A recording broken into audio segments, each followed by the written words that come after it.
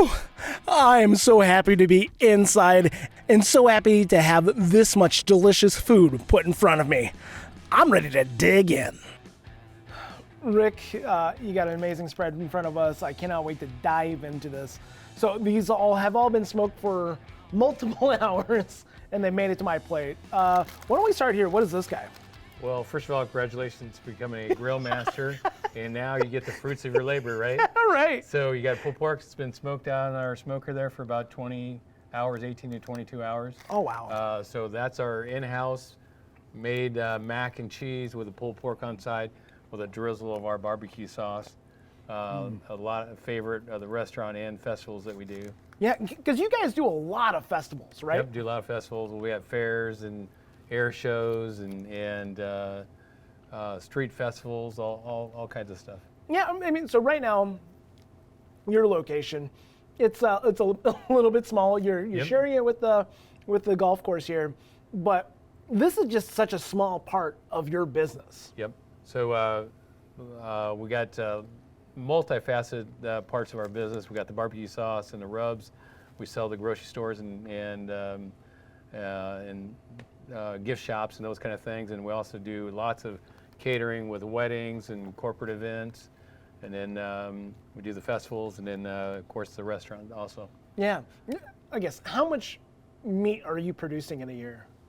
Oh wow, I never really thought about it, but it's during our busy season and during the heart of the summer, it wouldn't be unlike us to cook probably 1,000 pounds of meat a week.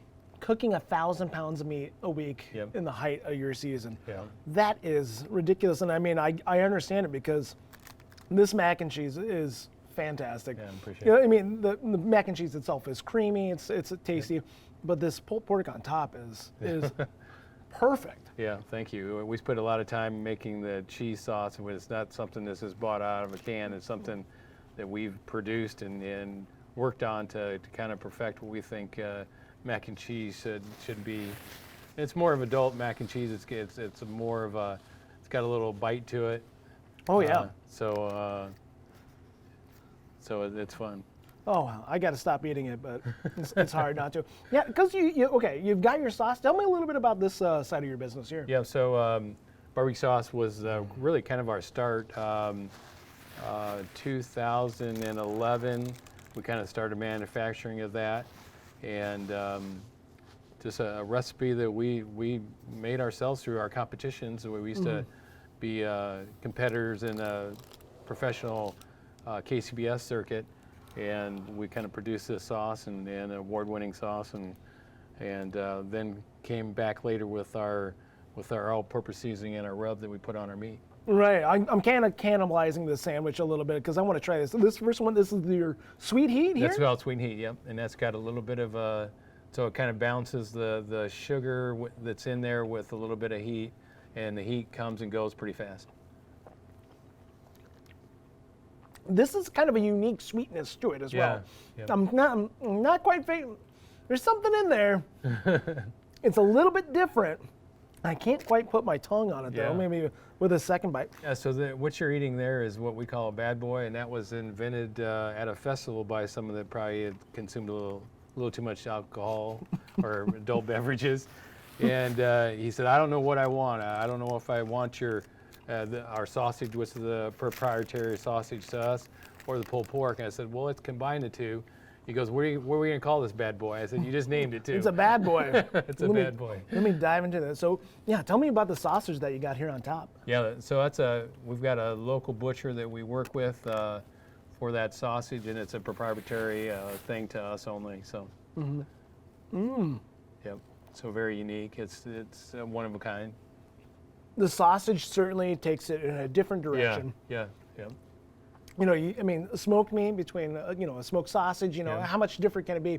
It really is quite a bit different. We probably sell at the fairs and stuff. We sell a bunch of those. So we got the bad boy, and now we call it king, which is the brisket with sausage on top. And then we got a bad chick, which is the sausage with on top of our pulled chicken. And you're changing up your items quite a bit.